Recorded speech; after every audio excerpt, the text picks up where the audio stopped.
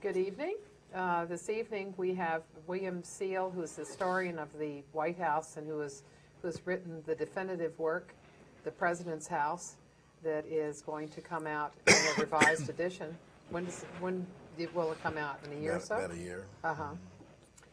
And he's going to talk to us tonight using slides of the White House and talk about the public image of the President and of the White House and how it is, the image has been a thought on the minds of the presidents and sometimes of their wives as well, of the White House, the ways in which they want to use it to further the image of the President.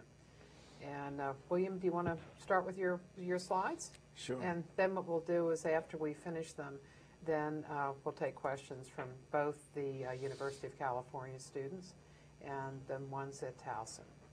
Well, I brought a lot of them, but I'll go through them as fast as I can. The points I want to, there's some points I want to make about the White House.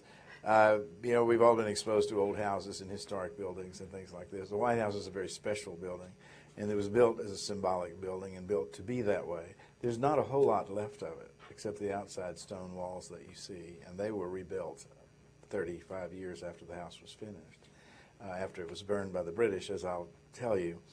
But the house was conceived in a time of kings, in kingdoms and palaces, and Versailles was still in its heyday, and as the walls rose, Versailles fell. In fact, the French Revolution beginning with the violent part with the Bastille, began just a few months after George Washington was inaugurated as President of the United States under the new Constitution. So Washington, in planning this, really, he never envisioned himself as a king, but many people did. Many people would like for him to have been one, and those who were more cynical would, because he didn't have any children and wasn't going to have any. But the mold of the presidency is descended from kings, and there's no other way it could have been, because that's what everything was in those days. And so when they came to build a city, which, if I could have the first slide, was Washington. Here's Washington. You're looking from the green room into the east room. I have to have a little light. I don't want everyone to go to sleep right away. Do you have a match, Martha? With all this technology?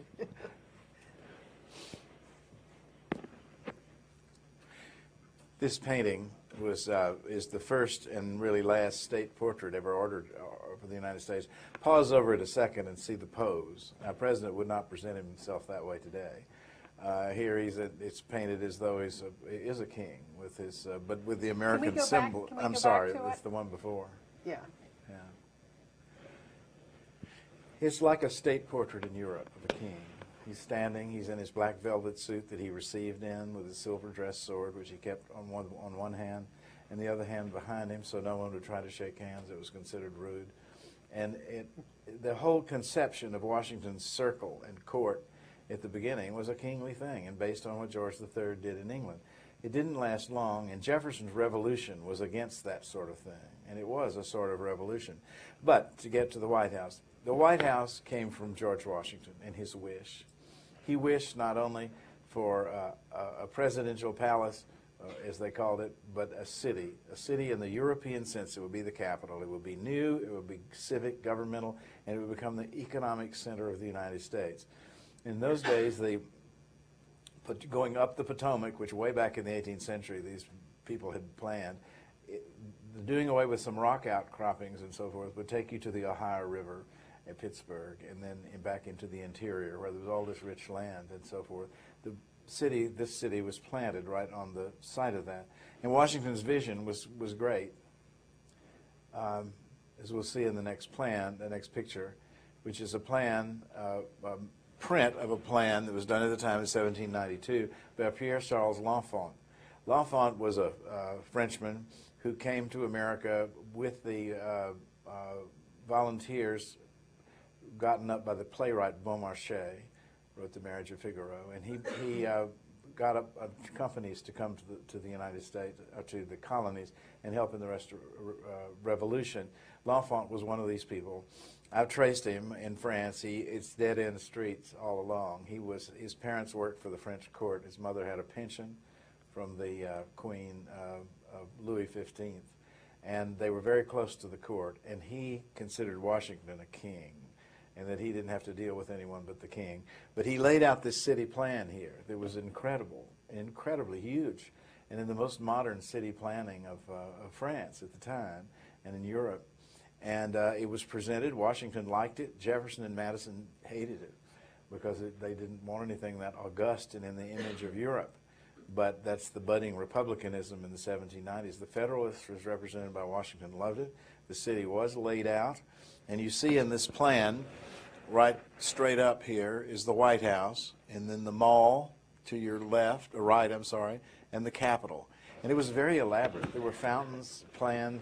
The Capitol was to perch where it is now, toward the edge, and a creek was diverted under it and was to shoot out from under it and fall in a cascade of 40 feet down into a rivulet, or a little creek that ran to the river, and you would communicate through the city in sailboats and be given muddy roads at the time. And the vast avenues that had the city's a grid plan like this, graph paper, with these shortcut avenues run through it that are ceremonial. The big avenue, Pennsylvania Avenue, which connects the Capitol to the palace, it was called, was where the Congress was to march with the bills to personally present them to the king, as the various estates did in Europe. It was all laid out, and the palace was begun. The foundations were dug. It was a building 4 times the size of the White House, more like the National Gallery of Art, and it was much taller than the present building, about 25 feet taller, if you can imagine. And when I tell you that the White House was the biggest house in this country till probably 1870, 75, in ground plan, it was quite a place they had in mind, 4 times that size. And the house was to be exactly placed where New York Avenue and Pennsylvania Avenue crossed. As you can see, the avenues would have run through it. It makes kind of a shallow X. Well, L'Enfant didn't work out. He didn't get along with committees, and he wanted to deal just with Washington. It didn't work, and so he had to go. And so a lot of his plans were thrown out. The huge cellars of the palace were dug. Capitol was begun. So Washington is left to try to figure out how to get this city built and this house built while he's still in office. So no one, the enemies of it, will not stop it, because he's pulling the Capitol from, it was in New York, then it was in Philadelphia, and he's drawing it in the year 1800 to the Potomac. So they got to get going. Well, what did he have for precedent? What did he know? He'd never been anywhere except in the West Indies with his dying brother, and he had not traveled. He had read. This is a great plantation house called Mount Airy. This is a little picture. It's about this big, and it's in the Huntington, California. And that was the most palatial sort of thing Washington's generation knew, is houses like that. That's a dollhouse compared to what was later built. In Williamsburg, Virginia, where many of you have probably been, these are the public buildings built in the reign of William and Mary, or begun then. And the palace is this building over to this way, with the cupola on top. It's now reconstructed there on its original cellars.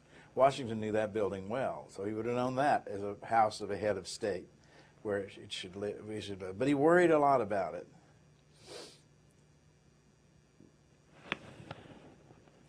Meanwhile, in New York, before he left, and then again in Philadelphia, the local citizens began to put up these palatial houses, hoping he would like them and stay. This is the one in New York. There are no good drawings of the one in Philadelphia, which was actually much more palatial. Washington would never enter either one of them, and they tried to trick him, and his great friend, Mrs. Powell, tried to trick him into going into the one in Philadelphia many times, and he never would. He didn't want to make it important by his presence. He was very aware that he was worshipped almost like a god, hero. This building seems to have caught his eye on a trip to the South. In those days, the presidents went on progresses. They would go on the carriage north, New England, and then they'd go south and meet their constituencies and all, and they'd be entertained. And So going south in 1792, he saw this building, almost certainly. And when L'Enfant left and he was back home, he began to be interested in it. It's in Charleston, South Carolina, at the corner of Meeting and Broad. It is a building that is a courthouse now, but it was always called the State House because it was built, it was a courthouse, and it was remodeled and expanded by local citizens in hopes that the state capital would stay in Charleston when it had moved in the inlands into Columbia. Well, we don't know for sure, but Washington wrote down to Charleston and said, who was that builder I met that built the courthouse? And they recommended James Hoban. James Hoban was an Irishman. A rival architect called him a wild Irish boar. But he was from Kilkenny, and he was educated in Dublin in the Royal Dublin Society School under the architect Thomas Ivory. He came to America, was first in Philadelphia and then in Charleston. He is the hardest person to trace that I have ever tried to trace in my life. Through Ireland, Philadelphia, Charleston, you just can't associate him with anything but that building circumstantially that I just showed you. His house burned in 1833, and all of the papers in it were consumed. So there's very little left of James Hoban except in the National Archives, building orders, nothing that says what he thought about anything. But he knew how to handle the great and powerful, and he headed to Philadelphia to meet Washington. Washington liked him a lot, and they got together and made a plan. Meanwhile, a competition was held, which was about as rigged as a competition ever has been in history. George Washington knew exactly who he was going to have, but have your competition if you will. So Hoban came up with this floor plan, which he actually drew in the commissioner's office here in Washington, getting all kinds of favoritism. This is the plan you would see at the White House today. This is 1792. It won the competition because Washington made the final decision, and he just flipped through the rest. And so the competition drawings are hilarious. Some of them have draped thrones and throne rooms, and you never saw such concepts of capital. This is a house, and the fact that it was patterned on the house of the Duke of Leinster in Dublin meant a lot to Washington, as I said about Hoban and knowing how to handle the great and powerful. The Duke of Leinster's brother had fought in the American Revolution. He was captured at the Battle of Kings Mountain and taken as a gentleman in those days' definition and put on house arrest at George Washington's cousin's house in Charleston. Lord Edward was a wild man, if ever there was one. He was later killed in the Revolution of 1798. He became a revolutionary, though he was a peer. And so Washington knew the family, and the Duke of Leinster's house. Duke of Leinster was always called the first gentleman of Ireland, and Washington, in his letters, says that the president is the first gentleman of the land and should live that way. So they patterned this building on that. Just to pause on it a little bit, to your left is the Grand Audience Room. That's where the bills were to have been brought down Pennsylvania Avenue and brought in and presented to the president, who would stand on a platform at the end of the room. You see how kingly. Then the entrance hall with a hole in the picture, they've had that restored, but I like the one with the hole in it. This is here. There's a back stair, K, or is it E? Taking my eye exam. But it went up a back stair. And then the row of parlors, just exactly like they are today. The oval room is the blue room. To the left is the green room. To my left. To your left is the green room. To your right is the red room. Then over here this way, the state dining room, which today, and I'll show you later, they've knocked the partition out and there's no stair there. And it's all one big room. Then the family dining room on the corner. The usher's office, or porter's lodge right here, this small room. Little back stair, which Lincoln would make so much use of. That's it. It's interesting architecturally to comment on because it's so unlike a European house, and it's unlike Leinster House. Leinster House has little passages everywhere, little secret passages, and pieces of the wall that open up for service. Servants are never seen or anything. This is open like an American house. There are no secret areas, no little passages, no antechambers that would discriminate between social classes or rank. And there was so much form there. You know, you'd go to call on the Duke of Leinster, you would enter probably within an area that was an anteroom or a colonnade and stand there until allowed to enter. There was all this differentiation, but This is a very open plan for that time and very American as well. Well, this is the plan actually built. George Washington enlarged it because the commissioners had reduced the size of the house greatly because they thought they wouldn't have enough stone, much less money. So the front of it, you'll recognize. This is the plan as adapted. The original one had a whole floor under that, like the courthouse in Charleston and like Leinster House. It's a very Irish way of these, they call them attached columns on there. It's a pretty practical way to build. Now this was, by October of 1793, this is what Washington approved as the White House. And the dimensions are the same. Those are the same walls that were built that you look at today, with some exceptions. So to build it in stone, as Washington required, nearly blew everyone's mind because there just, to begin with, was there that much stone? And the second was, who was going to do it? It was very hard to get workmen to come to Washington to work. And so finally they went to Scotland. They sent a merchant, went to Scotland. They put up advertisements, would I ever love to have one, all around Edinburgh and all there. And a stone cutter appeared named Cullen Williamson, and he started the house. He was from the Highlands, and he had worked on this house. No, next, I'm sorry. This is called Moy House.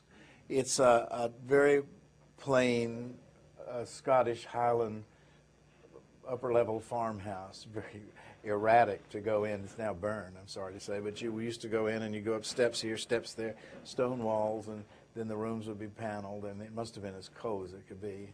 And Cullen Williamson built that, and just about the time it was finished, the old Lord, Ludovic Grant, who had hired him, died, and his nephew from London took over and brought in the Adam brothers, who finished the house as best they could. Well, Williamson was a competent stone cutter, but irascible and old, and he built the first story of the White House.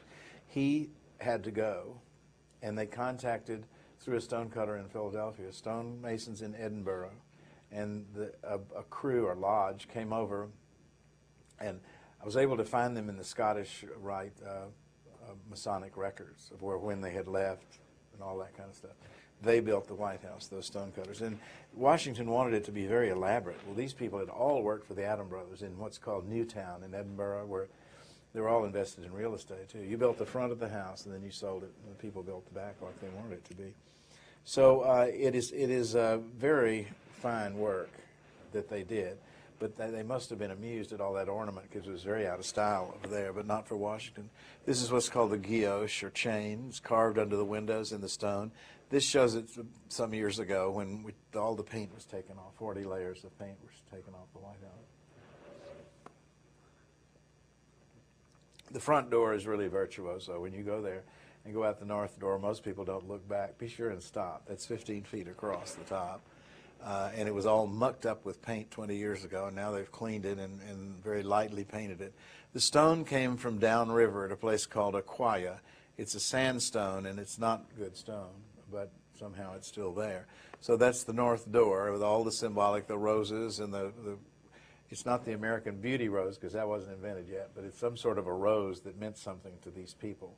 And all the records are in the National Archives about the building. And the higher you went on the house, the more fish or beef you got per day, and whiskey, because you had spirits the higher you went. I don't know what the logic of that. The roofers did the best on that. But anyway, literally. And Washington again. This is the portrait that we looked at. It's the first artifact of the White House. It was one of the first things moved in, and it has been there ever since, except for one or two notable times. Has it been in the same place? No, it's moved around. Usually, first it was in the dining room, then it went into the blue room, then the red room, and then Mrs. Herbert Hoover in 1929 put it where it is today. And they found out recently that when it was put on, the walls are wood paneling. They didn't allow for wood behind the picture. So the picture was just mounted on the wall with no protection from the moisture in the stone behind it and concrete. So they've just taken that down and redone it. The first published view of the White House is this, which you'll recognize from Hoban's drawing. That's exactly what it looked like. A lot of the ornament, the American eagle and all that L'Enfant had actually designed for other buildings wasn't put there. But you see the swag over the door, and that's the way it was done. And the railing, the balustrade around the top. It had dormer windows. They don't show these. And servants' quarters were in the attic, but no servants ever lived in the attic. It was too high off the ground, and people were frightened to stay up there. The second tenant was Thomas Jefferson. The first was John Adams, who made very few changes. The house wasn't even finished when he moved in, and he made very few. They did attempt to do the ceremony of marching down Pennsylvania Avenue, and the gods were against it. It was the worst storm they'd seen in Washington in a long time, and it was muddy, and they were supposed to be in nice carriages, and they had to borrow hacks from Baltimore and places like that because the city was so unoccupied, stumps everywhere. And they went and got to the White House, and not only were they wet, soaked, miserable, the East Room wasn't finished, and they crowded in the entrance hall, and then they didn't like the food and drink. And that seems to have been the main thing. The Congress never got over how bad the food was because Adams was so tight. They were used to the Washingtons, who just were lavish entertainers. And as Mrs. Adams says, General Washington was a rich man. We're not.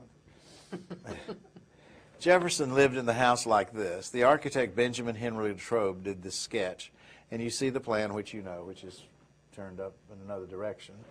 The blue room here at the bottom was the drawing room. The parlor here to the left of it. Then what's the state dining room was to be the state dining room was his office. And then the entrance hall. In the entrance hall, he set up a museum of Indian artifacts from the West, especially after Lewis and Clark came back. In fact, when Zebulon Pike came back, he brought 2 little bears who were put in there. And so it was always, he encouraged the public. He opened the house in 1801, April, and it's been open to the public except in wartime since. The East Room's still unfinished. You might be interested to know in the bottom of the picture, in the East Room over here, Meriwether Lewis lived there. He was Jefferson's secretary, but he didn't do much but go to dances and study while he was in Washington. And they built 2 rooms for him with sailcloth. And he was an outdoorsman, you know, and he's lived in there with his hunting dogs. And he would go out hunting on Pennsylvania Avenue and shoulder a deer and bring him back, put it in the kitchen, which was below this entrance hall, and it had 2 huge fireplaces at each end. And they'd clean it, and the family would eat it. Jefferson's main dining room was this room here, the green room. You see the oval room, and to the right of it, the green room was his dining room, or breakfast room. And he, oh good, thank you. You'd like to be a fly on the wall. So everyone says Jefferson, he had a round table so everyone would be equal, but of course he did all the talking, so nobody got to talk much. But he dined there with people like Thomas Paine, the author of Common Sense, and all the great patriots, and people like that came there to see him. He was quite an entertainer and quite a politician, and his politics were done at the dinner table. He had the best food in Washington, and he invited people rather specifically for specific purposes to get things done politically. Jefferson made the first grounds plan, which was actually followed. Oh, that's it's a pointer. Yeah. Well, okay, right. Next picture. Here's the house. Jefferson also, you're going north there. Jefferson added wings to the house, to each side. Stables were to be here and over here, and then there were office buildings that they connected to for the government. And over here was to be a greenhouse or orangery. Over here was to be an Arch of Triumph. See, there's a drop of 14 feet between the north lawn and the south lawn. And so the house snuggles up against it, and the basement floor, or they call the ground floor today, noses up to the ground over here in an areaway, but it's completely open down here in ground level. So because Washington changed the size of the house, it didn't fit in those avenues anymore. And the commissioners worried, what in the world, where are we going to site this house? Are you going to be able to see it from one avenue or the other, or what? So Washington, being a surveyor, came in, literally took off his coat, and staked the White House. He put the stakes in the ground for where it went. Well, it knocked it out of this view from Pennsylvania Avenue entirely. You didn't see it at all. So to compensate for that, Jefferson built an Arch of Triumph, which we'll see in a minute, and then the driveway came here and under that arch and up to the front. This was considered the private area, and this was the public area. So you went under this arch to get to the front. This was actually put in, and this garden was actually planted and existed with only one photograph ever taken of it by accident in 1856. So it was there. After Thomas Jefferson, of course, was James Madison. And at the time, Jefferson was considered a recluse at the end of his term. Madison was considered a man of the people, but he was a withered little tiny guy that was very shrewd politically and very, very smart. The front office was handled by his wife, Dolly Madison, one of the famous ladies of the White House. And she rather defined White House entertaining and first ladyship early on at that time. She had the house refurnished, the staterooms refurnished, just for entertaining. Here's the furniture as designed by Benjamin Henry Latrobe with the federal shield on it, which was designed by L'Enfant, and the wreath, and all of this painted furniture done over in Baltimore. And it was actually made and put in there. And there were 3 rooms: the dining room, today's red room, which was yellow then, and then the blue room, which were where they entertained. And to bring the politicians in, they had Thursday night entertainments and good food and all that stuff. And it began to rival the taverns that they were usually in. And it was of great political value. Well, in the summer of 1814, in the War of 1812, the British did invade. They defeated Napoleon, and the armies that had followed Wellington in Spain and the Navy came to America. They landed here near Baltimore and came overland to Washington. And the story is very dramatic of Mrs. Madison took the picture down of George Washington and had it taken to safety. And she had the Declaration of Independence and other things in her carriage, and she had her parrot with her, and it was very dramatic, and a storm was coming, and they could see the cannon fire in the distance, and then she fled. And they were having a dinner party for 40, and some of the regrets still survive. People said, no thanks, they wouldn't be coming that night. And the British came in and ate the dinner, and while the house was being prepared. And it was Lieutenant Richard Pratt, who was Wellington's fire expert in Spain, who burned the house. They were very ceremonial, being military, and they all stood in a circle around, having piled up the mattresses and things inside and put lamp oil on them, broken out the windows. And then they stood in a circle and threw flaming javelins through the windows, and it all exploded. And it burned that night until about 1 a.m. when a heavy rain came and stopped it. And this is the house as burned. This picture is very accurate because the reconstruction documents, the papers and orders, everything is documented that you see. And what they were able to save was not a lot. The north front here, that stayed. All of this came down to the basement level, which is there. This all came down. The other end all came down, and the entire south front was saved. And it bears out in the record. It bears out when the stone was cleaned, seeing the stones they reused and the ones that were burned with big licks of black soot on them are still under there and still able to be seen. The place was finished in about 1817 in time for New Year's entertainment in 1818. And there was quite a controversy about it. The Benjamin Henry Latrobe came forward saying he could build a better house. Well, politics being what they are, the president didn't care whether it was a better house. He was making a point. They tried to move the capital to Cincinnati. A lot of politicians did. And he said, oh, no, all we have to do is repair the public buildings. But this is what Latrobe produced. Now, I mentioned Leinster House with all the anterooms and all this stuff. This all suggests a very high level of class and rank use of this house. Madison, it probably made Madison mad, but it's the same shell done differently inside. Yes, it probably infuriated Madison because he didn't want anything like that. He wanted it to look just like it did, and that's what they did. They didn't change much when they rebuilt it. They added 12 fireplaces because it had been very cold and made some rooms into 2 rooms, but basically it was the same house as he insisted. And it was opened at New Year's, January the 1st, 1818. And at the same time the big reception was being held upstairs, all the crew was below who had rebuilt it and were given crackers. It's the funniest connection of crackers and rum and whiskey and fish. And that's what they partied on that New Year's to reward them for good work. I keep thinking this is a clicker. Here's a view of the house after it was rebuilt. with the house in the middle. And I wanted to call your attention to these buildings. Before the fire, there was one on each side. And they housed the State Department here, the Treasury here, Post Office here, and the War Department, or Navy Department. And they, 4 were built after the fire and put in. And here, there's a fence with the gates that were put in 1818, and such as that. And these buildings stood till the Civil War. They served through the Civil War. But the originals were burned the morning after the White House was burned. The British came back and burned them. And so they were reconstructed. James Monroe, read in a newspaper, they called his time, he was on one of those tours, the era of good feeling, and he loved it.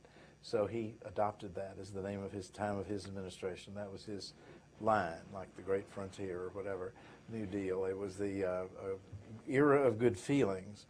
And he set aside to make a very grand White House. He thought there were no more political parties. So he ordered from France a lot of very fine things, and everything I'm going to show you is still in use in the house today, including many other things. Here's the furniture from Paris. Napoleon, of course, had fallen, and it's against the law to display eagles or anything military like that.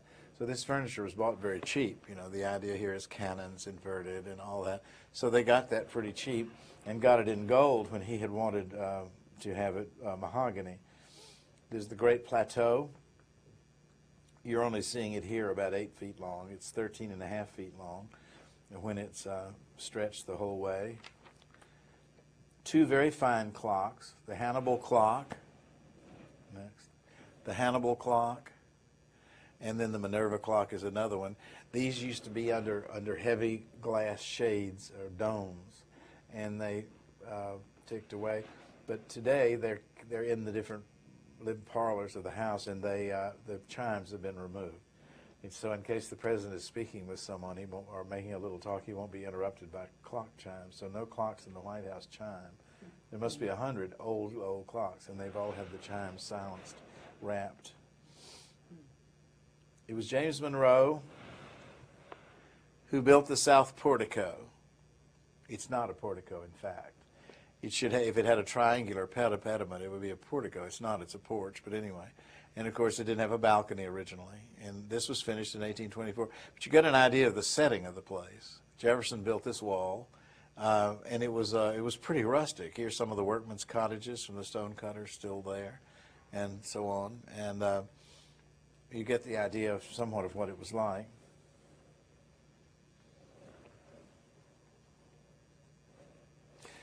There's the South Portico as built without this balcony that President Truman added. The house looked just like that when Monroe finished it in 1824. The North Portico was built in anticipation of Andrew Jackson's coming to the White House in his revolutionary election in 1828. And this is a most interesting picture to have turned up. James Hoban was a very old man at the time, and his drawings of the White House were hung on the walls in his house under frames. Charles Bulfinch, the government architect, went there and did tracings, and that's all that remains, because Hoban died not long after, and the house burned down and everything was lost in it. But Hoban did live to build the North Portico, and this is one of his drawings.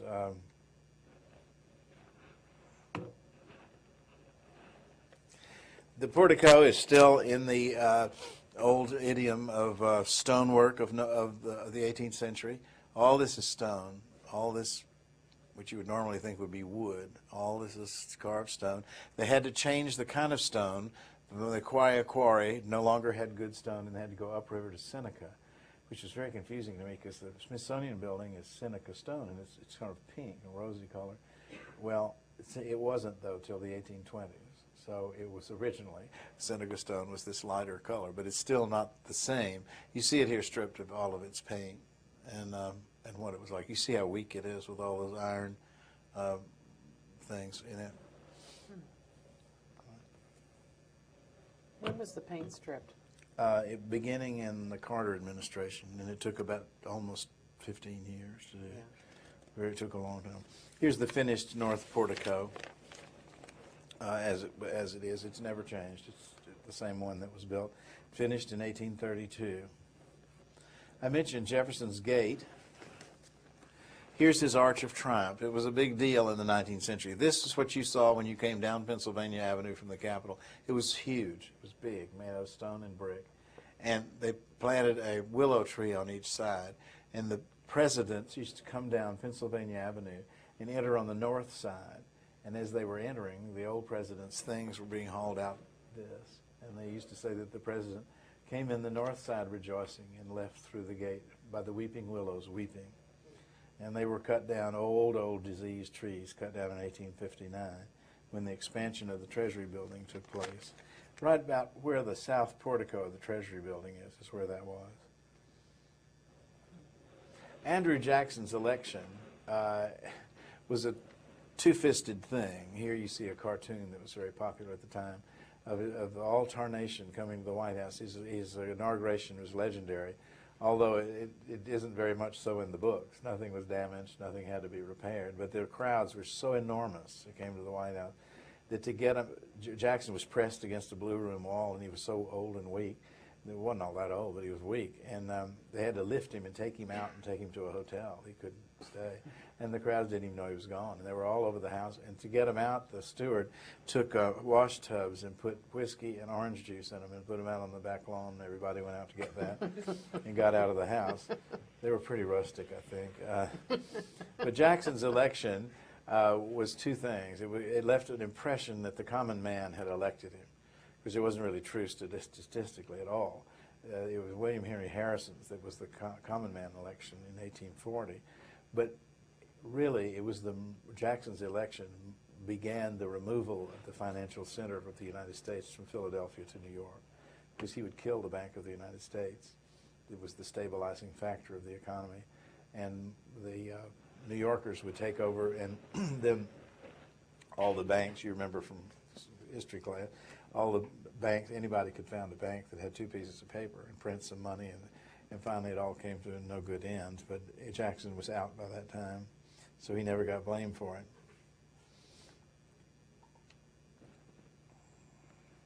It was under Jackson that the White House was first completed, 1833.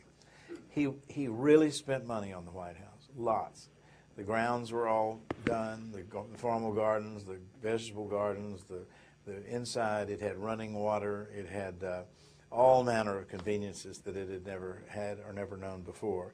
And that was 33, and you see this view of it, this rather idyllic view of it at the time. And it really came into its own then.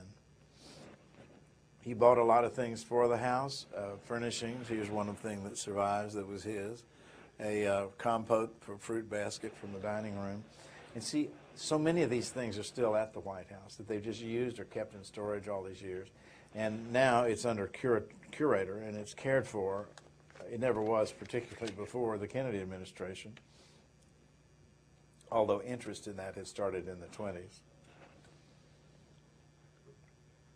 It was Van Buren who added central heating. Now, there had been central heating in the White House under Madison, but just a few rooms. This was a heating system.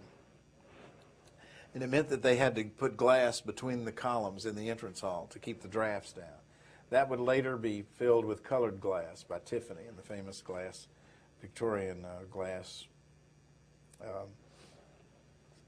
screen. Dolly Madison, still by the 1840s, was a fixture at the White House as an old lady.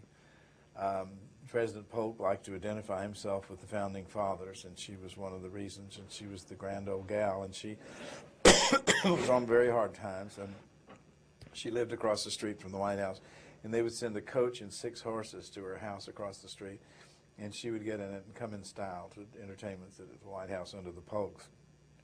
She died shortly after that. Of course, another great event, the first president's death was in 1841. President William Henry Harrison died after 30 days in office. They say his inaugural speech was so long, address was so long, that he got pneumonia, that he got sick. There's a funny description of him showing how modern they were getting. Going to church, he had a cape on with an advertisement printed on the back, gloves with a glove advertisement on it, and a hat with a hatter's advertisement on it. He was good, but very good-natured. looking from the north at the White House, this is one of the first photographs of it as it was. You can see it's the same house, the same fence, as a matter of fact. It's not the same fence. The fence has been replaced in steel by the Secret Service, but there you have it. Polk, again, identifying with the Founding Fathers, built this statue on the front of Thomas Jefferson, which is now in Statuary Hall. But it was there from 1848 to 73. Mrs. Polk was quite a character, and Polk wanted to identify with Jefferson for his conquest of California and New Mexico, and she preferred that it be Cortez, so she hung Cortez's picture in the Blue Room at the time.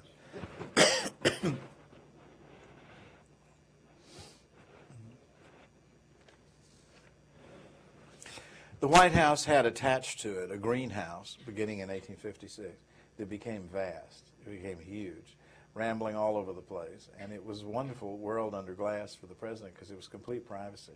You could go there on this snowy day, and it was sun, and it was nice, and they all loved it.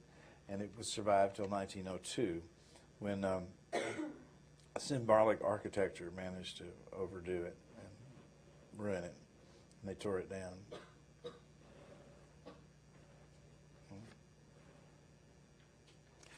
This is an ideal view of the house right on the eve of the Civil War. So you see the greenhouse over here, and the president's office was up here, and the living quarters were here, and these were all the state rooms: the east room, the green room, the blue room, the red room, and the dining room. And Jefferson's wing had been cut off here and was still under this greenhouse.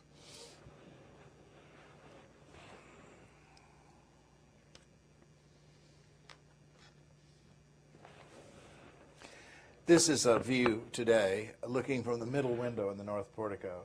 And I brought it to make the point about security. Security's always been an issue at the White House. It's almost bigger than the White House today. But as early as James Monroe's time, he had sharpshooters on the roof behind those balustrades, ready to shoot anybody who came near the place. And by 1854, Franklin Pierce's guards created a little hallway upstairs that went to this window that looked down, because the president would be called out by serenaders to make a talk, and he would go out and on the front, and it was never protected. Well, they decided he couldn't do that anymore. So the president would make his speech from this window, and they would put candles all around the window, and then there would be two men standing behind him, and if there was any kind of a disturbance, he was pulled to the floor. Never happened. But he was pulled to the floor. They were afraid of exposure. And when they had the receptions, which sometimes 6,000 people attended, it was packed. There were plainclothes men with guns. All of the men, doorkeepers, so-called, at the White House were armed. There was always a fear of it. It was not as technologically advanced as it is today. The White House was the stage of Abraham Lincoln in the Civil War. Here you have the very beginning of the war when Cassius Clay of Kentucky had his volunteers all lined up outside. Lincoln is supposed to be standing on the porch somewhere, but it's too dim a picture. But Clay was a kind of a wild old man, and he had one of the first volunteer companies. You see the portico again here is, there's no balcony at that time. Lincoln's era is, in a sense, immortalized the White House. I don't think the White House would still exist if Lincoln hadn't lived there, but he kind of sanctified it. Among the events of the Civil War were the grand receptions. This reception probably represents General Grant's triumphal return from Mississippi and the fall of Vicksburg, because Grant is in the picture. That particular evening, the people came in as usual through the north door in the blue room receiving line. Lincoln's hands would be black and blue by the time it was over. The First Lady would always hold, they didn't call her that then, but hold a bouquet in front of her so she didn't have to shake hands. And then a certain time came, they simply closed the front door, said you didn't make it, buddy, and locked it. And then they would clear in the East Room, which was, I mean, packed. They would clear an oval and had what they called the horse show. And the honored guests and the president and his wife would march for about 15 minutes around that circle. So everybody could see the women's dresses. They wore court trains, which is 4 feet from the shoulder to the tip. And they would march all around. And then at the end of it, the honored guests, the president and his wife would stand under the middle chandelier, as you see here, and certain people would be brought up by advanced agreement to meet. At this event, when Yankee Doodle then would play and the president's wife would leave, and then chaos broke loose with all those people in no order of anything. They kept their coats and things in the entrance hall. General Grant had to be saved like Jackson did. He was a little man, you know, and he had to be, he would have been crushed. So people picked him up and put him on a sofa, and he smiled at everybody from the top of the sofa. And he was idolized in America from that moment on. In that same room, Lincoln's coffin was brought in April of 1865 after his assassination in middle April. And this is the artist's sketch of the catafalque that he had, but it's in error, like newspapers sometimes are, Mara. It shows Mrs. Lincoln. She didn't go. She was the most incompetent First Lady. I mean, really. And she stayed in bed for 30 days and screamed. So anyway, but this is all was done in black and white. And you know what's weird about it in the records? The thing was built by carpenters and people working on the extension of the Treasury building. Lincoln's body was brought in there in the coffin, and all that was built while he was there. There they were. And they put bleachers up to stand on, but narrow, like shallow steps, and for 3,000 people they packed in that room for the funeral. People would faint, and they'd just be held up by the people on each side of them. And the sickening smell of the flowers was everywhere, and the preacher went on and on and on. I'm surprised they didn't shoot him. But of course, it was a crazy thing that happened. No one could believe it. It was happened by the equivalent of today of some great movie star would shoot the president. You know, it was a mad event, and particularly right in the shadows, right after the surrender at Appomattox and the end of the Civil War. Most soldiers hadn't even gotten home yet, and this thing happened. Well, I'm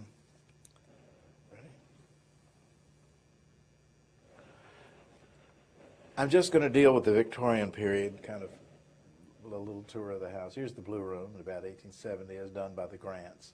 Mrs. Grant was a woman who had lived with a drunk for many years, and a son of a mule skinner, and he happened to be brilliant. He'd gone to West Point, but he just couldn't make it, and they couldn't live on a military salary.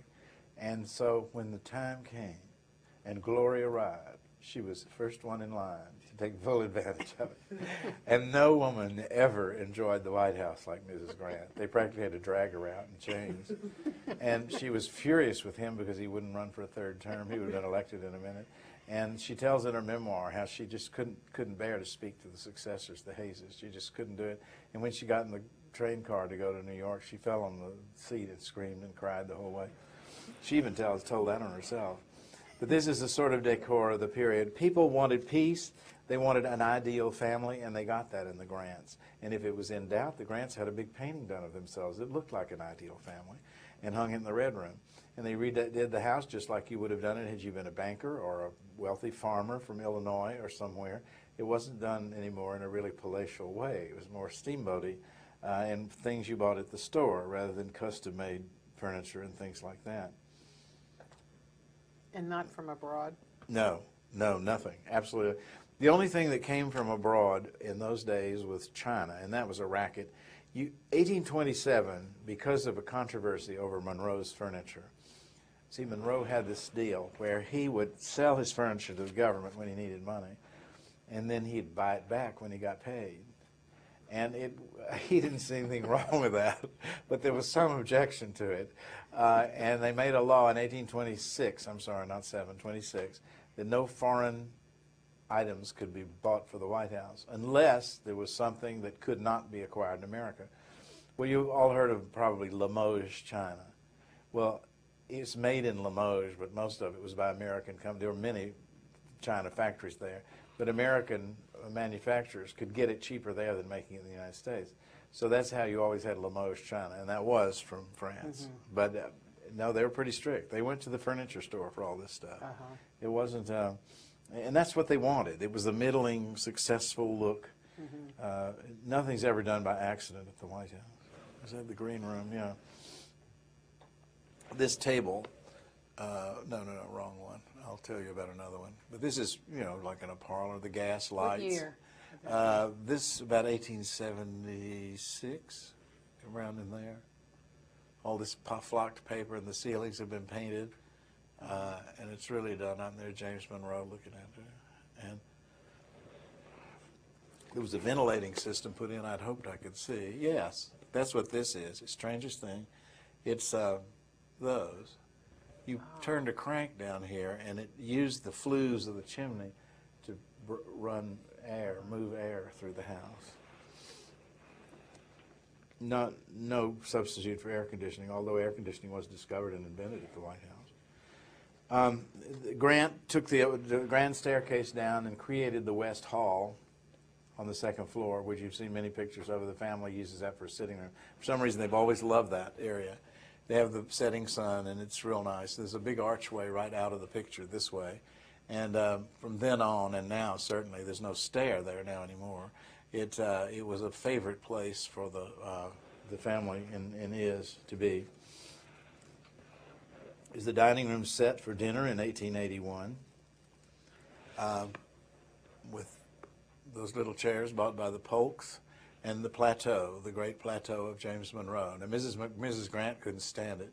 She put copper screen wire on it at one point and stuck flowers on it, and she didn't like it at all. And finally, she went to the centennial of 1876, and there she found a centerpiece that was silver that showed Hiawatha going down the Gitche Gumee, rowing his boat, and that's what she liked, and she used that.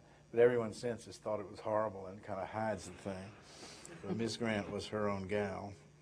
Here is the blue room decorated for Grover Cleveland's wedding. He married a woman 22 years younger than he was when he was in the White House, and she was the first White House celebrity, Frances, called Frankie. And they married in the blue room, and the flowers all had symbolic meaning with the Victorians. The hearth was on this side of the room, and it had red salvia to symbolize the fire of love. The centerpiece in the dining room had a temple of Hymen to symbolize chastity of the bride. Imagine. And then all of these plants had certain meanings that the gardener turned up when decorating the place. I don't know how he forgot about that. But anyway, see the glass screen? That's been put in already by the time of Grover Cleveland.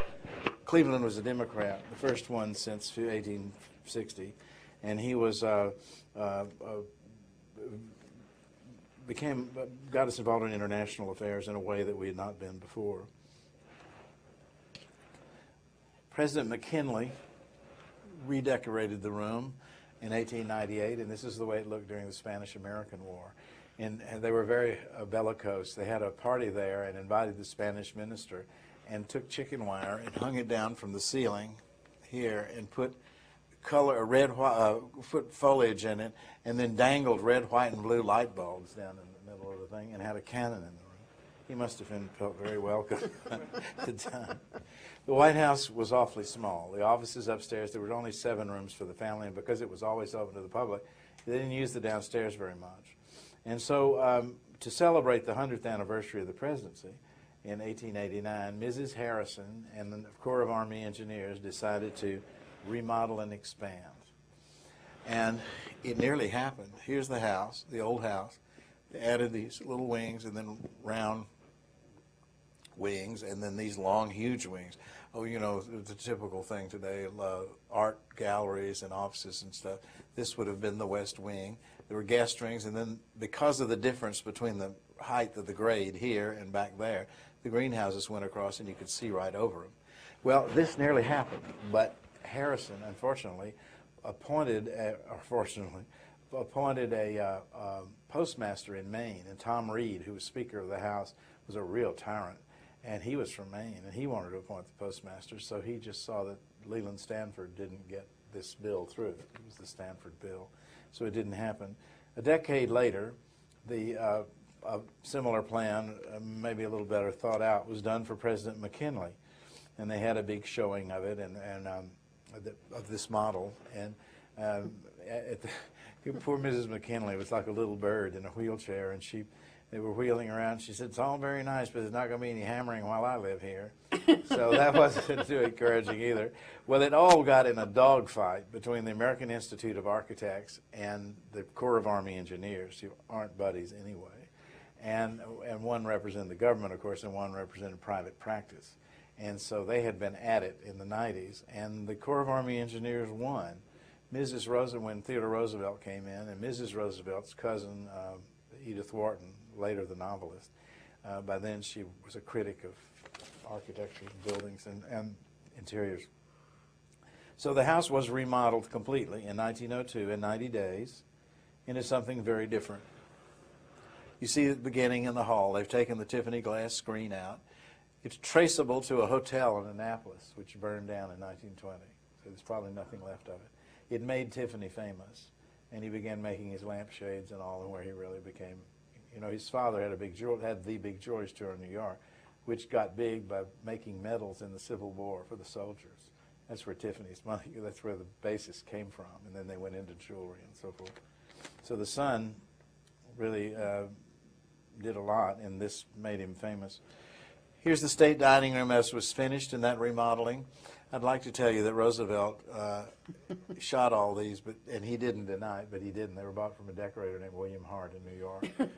But the oak paneling is to make, it's an entire changed image for the White House, changing it from the dowdy old house of the local banker or something to the House of State.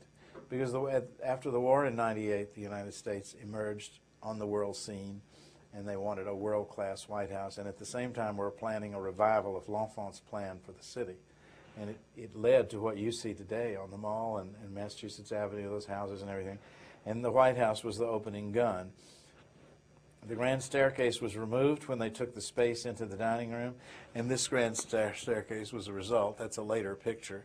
But it was tailored to Roosevelt's entrance ceremony. He wanted to be very presidential. And so Hail to the Chief, which started under Jackson and Polk, Roosevelt, they would play, the two trumpet players would come here and blast, and then they'd back up and roll those gates into the wall, and then Hail to the Chief would begin, and the president would come down standing alone, and then 2 by 2, some 30 guests would come down, the women with their trains over their arms, and playing Hail to the Chief, and he would march down the stairs. Very, very brilliant ceremony that stair was designed for.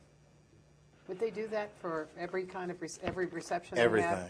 He loved any of that, any kind of glory, and you know, and also with the presidency. It was a new presidency, and if McKinley created it, Roosevelt dramatized it so beautifully, and he defied the world. I mean, he's the one that began to call the crowned heads of Europe by their first names, and I'm sure he would have called Victoria, Victoria, because he felt that he was head of state.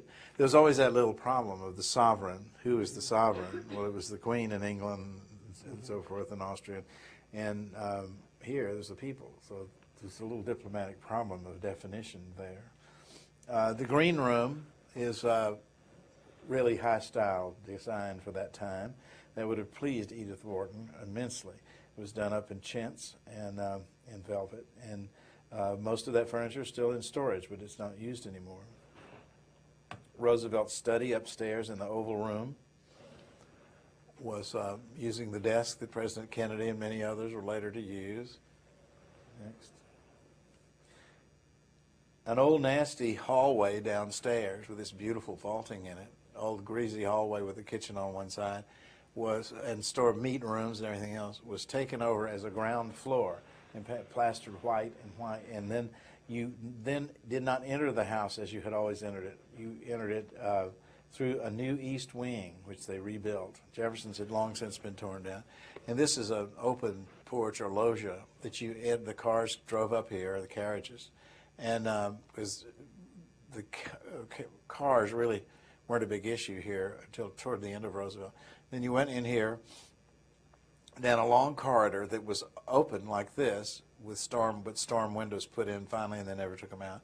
And then you went in that basement and up into the house. So it gave the opportunity, without changing the state floor, to put bathrooms and things and code rooms in the basement. And today's movie is the same thing when you go today, except it's been extended. This has been brought out much farther to the street.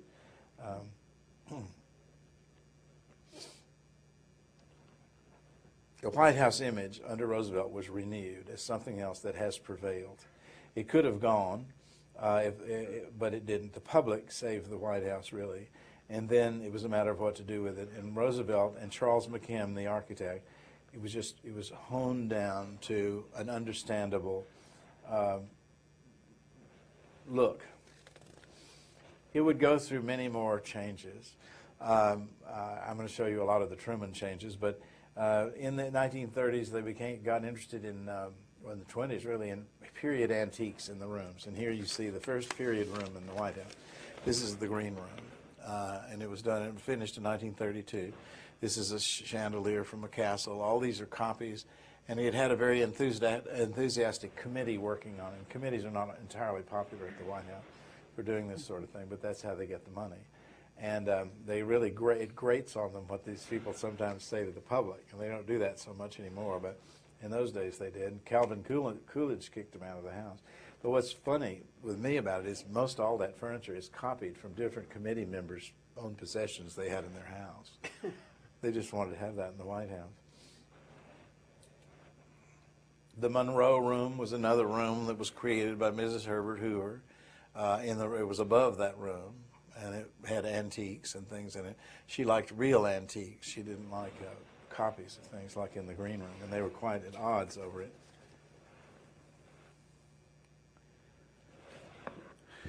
The house had become structurally very unsound by the 1940s after the war, and the Roosevelts moved out 16 van loads of furniture, and it was big, lanky rooms and cracked plaster, and it could have been saved probably, but the 90-day wonder in 1902 with Theodore Roosevelt, they'd done some very quick things that hurt the structure a lot.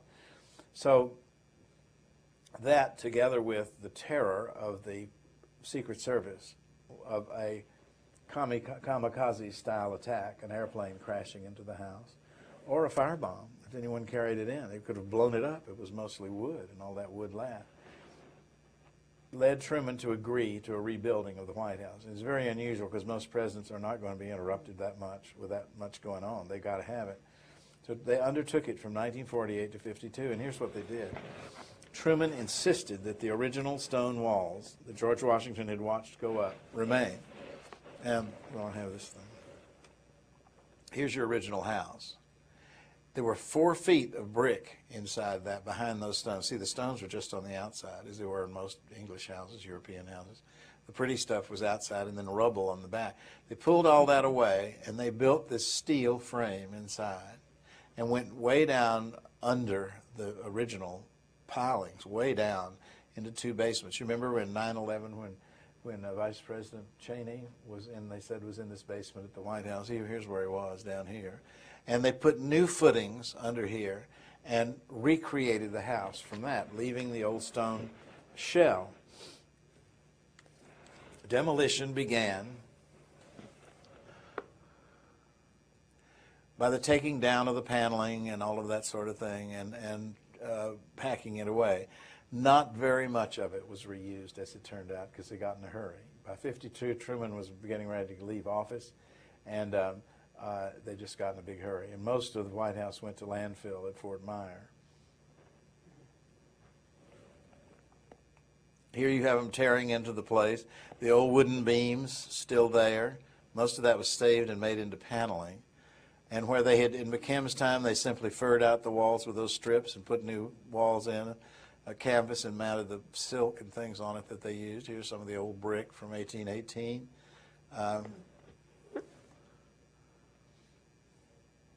Original flooring coming up. It's interesting what they had there. They had these things. They've been turned sideways in the process of getting them out. They made a floor beneath the floor, about that far, and it was all filled with cedar shavings, packed as tight as you could pack, for bugs and insulation. And it was all powdered by the time they got into it this time. But it's the only way we can study the structure of the White House now is these pictures. And we have hundreds of them. Here you have the steel frame coming in. What they did was, and I'll show you, there's a better picture to show it with. See, in this case, none of the wood was left. Here are the old sockets that used to receive the wooden pieces. Well, it's all going to be steel now. Each room is a cage of steel and concrete block. And the idea being if a bomb blew up in it, it would just blow up in that room. Ha ha. Here's the back. I want you to notice these chutes coming down. And that's how you got up to work on the roof. Now, it's just the construction line. And they're trying to preserve all this. In fact, they were taking a dump truck in. They were going to take a dump truck in. And they were chopping out one of the doors about to. And President Truman saw them and said, "Stop. You can't do that." I said, "These walls are never to be touched." So they had to take the dump truck down and the bulldozer down to these pieces, bring them in, build them again, and dig the basements and cellars, and then they went out under the walls. So here's the side. Here's the old grand staircase. It's been torn out with the niches on it. This is, you're under the east room now. Now, what you see here is very interesting. What they did was, to empty the house and to support it, the house had a third floor that had been built of concrete and steel in the 1920s. It was extremely heavy. It was just mashing down on it like a hamburger. And so what they did was they went inside and they created 4 channels like elevator shafts. Here's one of them, heavy steel. They went clear to the bottom beneath where the new basements would be and clear up like table legs to that top floor, which they retained. And then they gutted the house through those shafts, pulling it up to the second floor and out those chutes. And that way they emptied the entire vessel and just left it a big vacant thing inside. And if you go there today and go in those the cross hall or the transverse hall on the main floor that all the parlors and everything open off of, on each side of you are those same towers they built because they stayed on as part of the structure, this that you see on the screen. So it was an engineering feat. They did a little experiment in advance at Yale with one of the old buildings.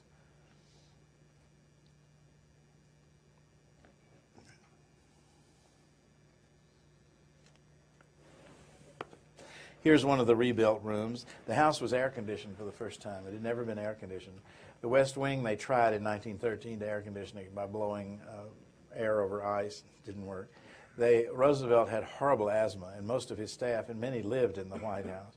So they stuck air conditioning units on top of the chimneys, and it blew soot in all the rooms, but at least they could breathe. The house was entirely air conditioned and done in what were called at the time air conditioning colors. This is the blue room, the bluest of blues. There's the grand stair. That was a bone of contention with President Truman.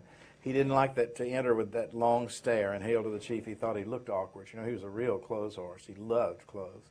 And he liked to look great. And he said, looking up at you made you look foolish. And so they did project after project trying to please him with the right kind of stare. And finally they came up with this, which you know. It's a photo op stare, really. They play hail to the chief and come down the stair, and then they all stand there. And the press is allowed to flash, flash, flash, flash, flash. And then they leave, and the party goes on. And that was a result of the Truman renovation. This picture gives you an idea of the difference between this White House and the one before. This White House is more like a public building, more marble, more of that sort of thing than the White House had in the old days.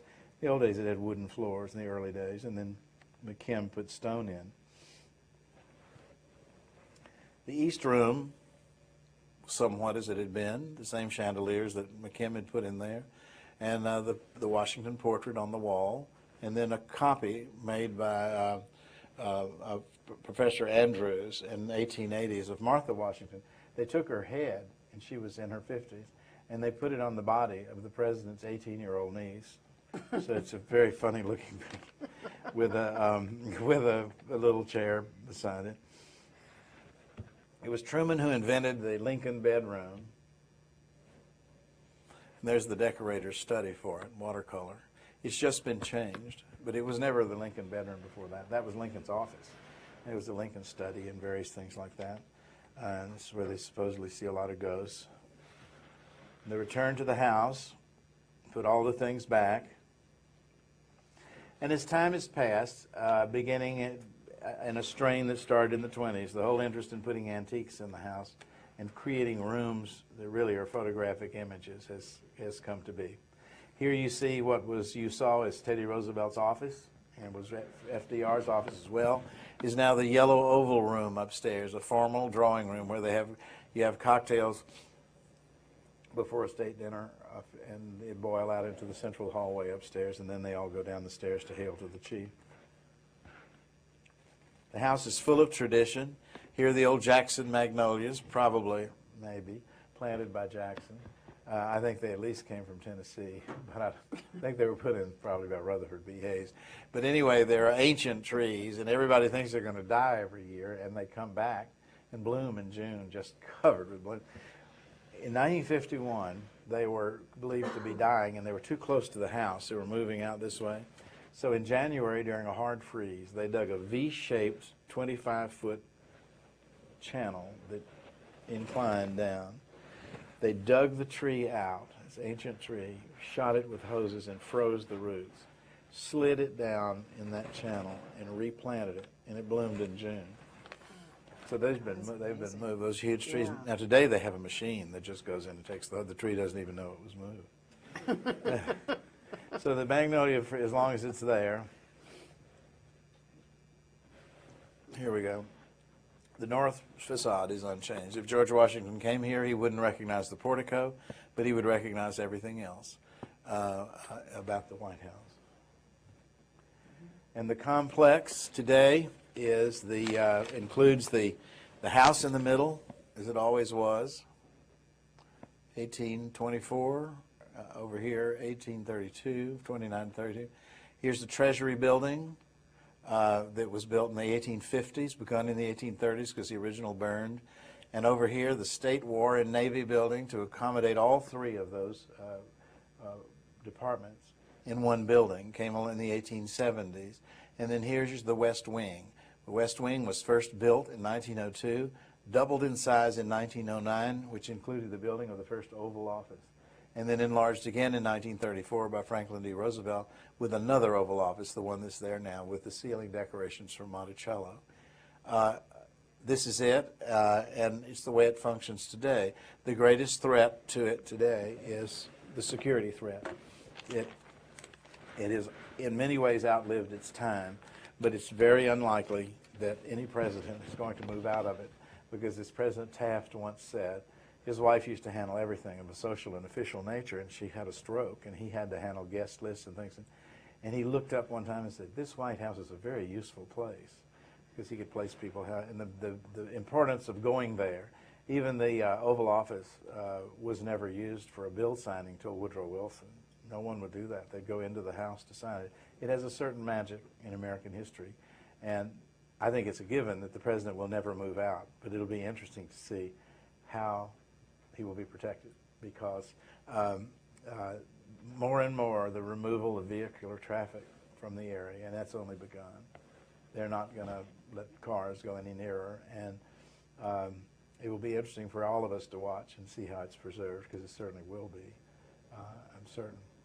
Is there any question? I have a question right here. Is that the area of the colonnade that Jefferson created? There's only one left that Jefferson created, and that's the one this way, for the West Wing. It's on the other side of the briefing room? Other side, over. You mean this, where the swimming pool was? Yeah. Used to be. This was Jefferson's, and it was enlarged by Monroe to come out to where the Oval Office is now, as a stable, which didn't work out. It was too close to the house. But over this wing, where the arch was to have been, was torn down after the Civil War and rebuilt by Theodore Roosevelt as a new entrance. I see. But you see how big that entrance has become. Right, yeah. I mean, it was just a little thing, and then FDR wanted it, and he wanted a museum of the White House, but it never became a museum. It was built during the war and only partially finished, with the bomb shelter, the best kept secret in the country, built under it. Roosevelt went in it once and said, "Get me out of here," because it was very grim. Now they store chairs in it for big events and the tent. Yeah, so it's grown and grown and grown where it is.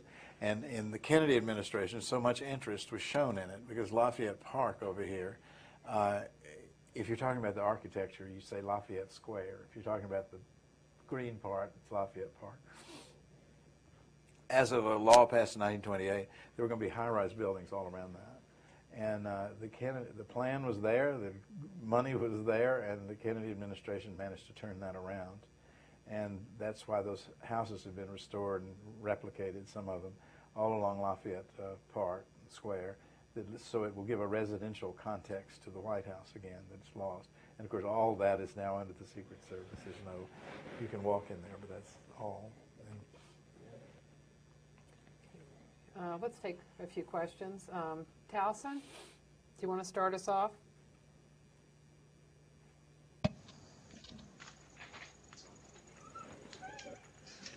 Pick it up, please. Anybody got a question? Yes, I have a question. You keep talking about how the White House is just growing and growing and growing and expanding depending on the era and the administration. How do you feel that it will handle growth in the future, and how do you feel like the physical structure of the White House will change to accommodate growth? I mean, will they go down? Will they build up? Will they continue to build more structures on the ground? What will happen, do you feel? I think it'll be auxiliary buildings, and it'll be just a continual reevaluation of the pecking order. The West Wing, it would be maddening to do a history of, because partitions are moved all the time there, even during administrations. And I think it'll just be hard, fast decisions on how many the West Wing will take. They will be first in line, then War and Navy building, or the Executive Office building, and then the new Executive Office buildings on 17th Street, and they're going to be new ones. They'll have to be, or they're taking over of other buildings in the area. I don't think in the grounds, however, there's going to be anything. They've talked about going underground, under the ellipse, beyond the south of the White House grounds, and putting parking and such under there. And it could be they'll one day do offices out there, but I tend to doubt it. I do. What do you think about the Park Service plan to put the press office underneath the north lawn? Remember in '98 they came up with a plan. Well, it's one way. You mean to get them off of Pebble Beach? Yeah. Yeah, because they're all outside. And the offices that there, or the desk space that there is now is pretty. It's terrible. Yeah. Well, needs a little dusting. They don't want to go into the north lawn, of course. That will have to have relief, and I imagine the press is going to be pushed away, or fewer people will be allowed in there, because they allow a lot. Yeah. So I would think that's where that will go.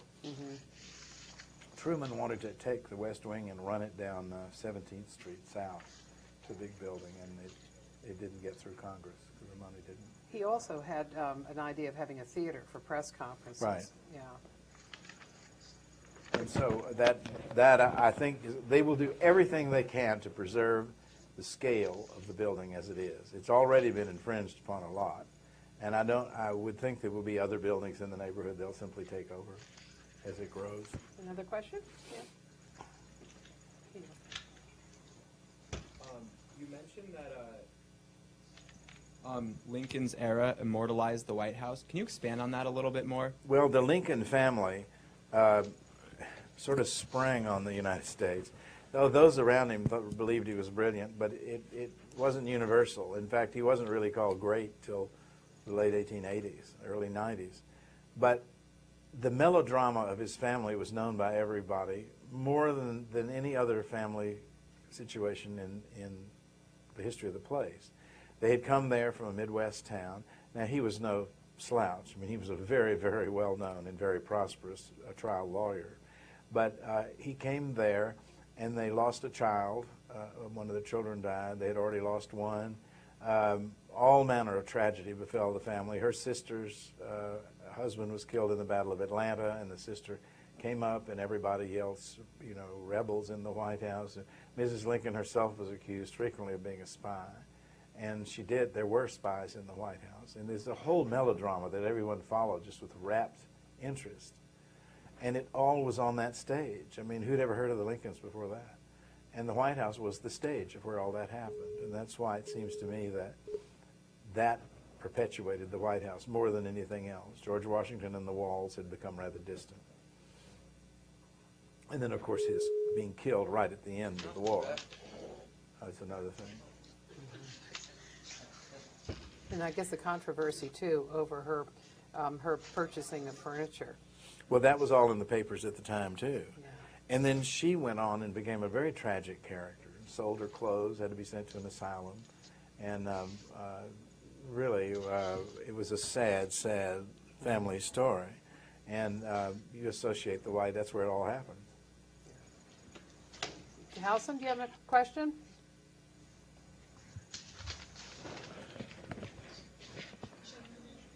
Yeah, hold on. What has the current Bush family done different with the White House? To change things? Yeah. Well, the usual redecoration. The Oval Office gets redecorated because it's become a TV background for the president. And so it's always given a personal stamp. And the Lincoln bedroom has been redone. There have been things like that that have been redone in the House. But nothing major comes to mind. You know, they knew the White House a long time before they got there. And have not changed much at all. Question here?